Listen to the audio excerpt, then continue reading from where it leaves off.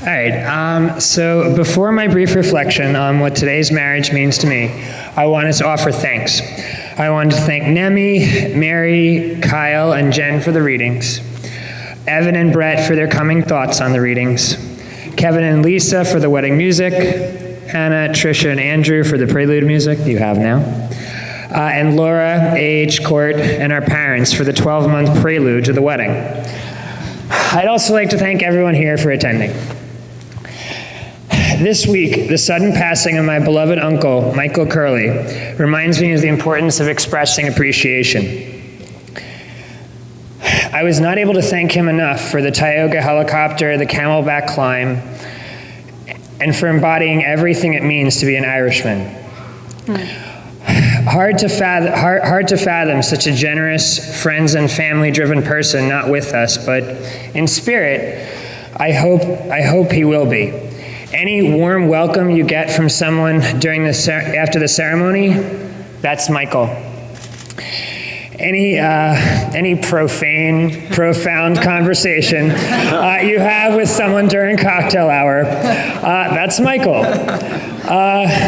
Any feat of technological wizardry you see during the reception, that's not Michael at all, but the rest applies. Now, on to the reflection. I am not a math person. I am to math what Kanye West is to modesty. Hark and his Maryland friends can attest to this.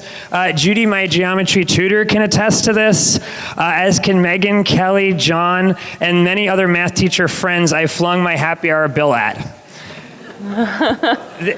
This math, however, I'm capable of doing.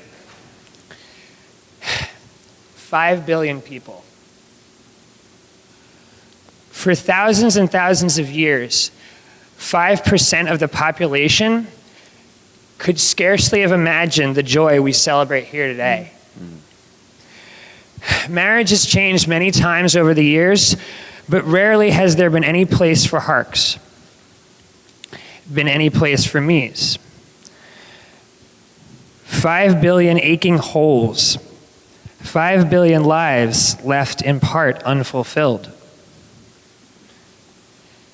And yet, here we all are today. That simple calculus, no one would choose a life of persecution, has finally been understood. Love has been acknowledged as the thing it's always been.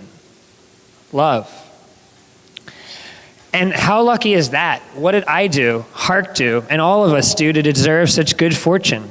Fortune that billions before us never got. I don't know, but I know that I'm thrilled that it's happened. It fills my mind and heart with hope that change is possible. As time marches on, progress marches with it. As a kid, I was jealous of my parents and relatives that they got to grow up through the 60s. As an adult, I got to experience the gay 60s. 10 years ago, I was hidden.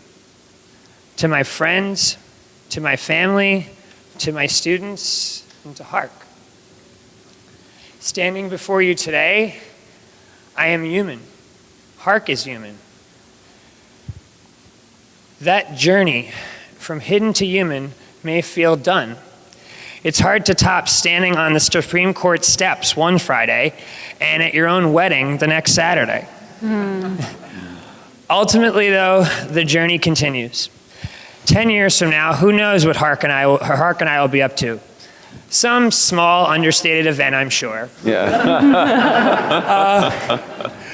I will not directly quote Uncle Michael's reaction when we first told him that our wedding would be, quote, small and understated. But to suffice it to say, he thought it was very hard to believe.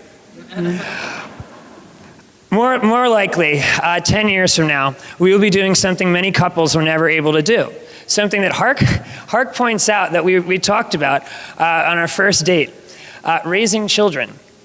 Our kids will probably not be sure what to make of the obstacles we faced, just as I vividly remember asking my mom and dad, black and white people couldn't do what? They couldn't use the same what? In that confusion, though, there will be profound optimism.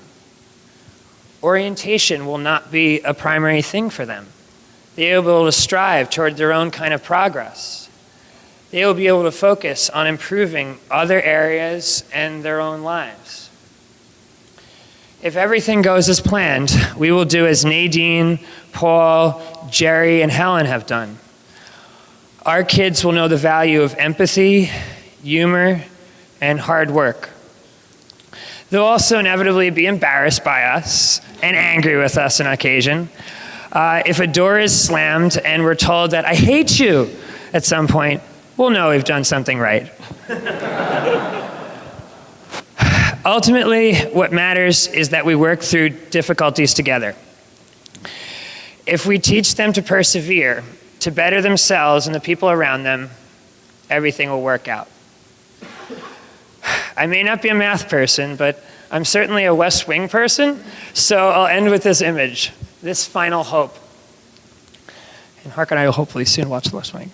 10 years from now, our son comes into the room and asks for me. Our daughter comes into the room and asks for Hark. Both asked, Dads, what's next? Amen. You can just settle.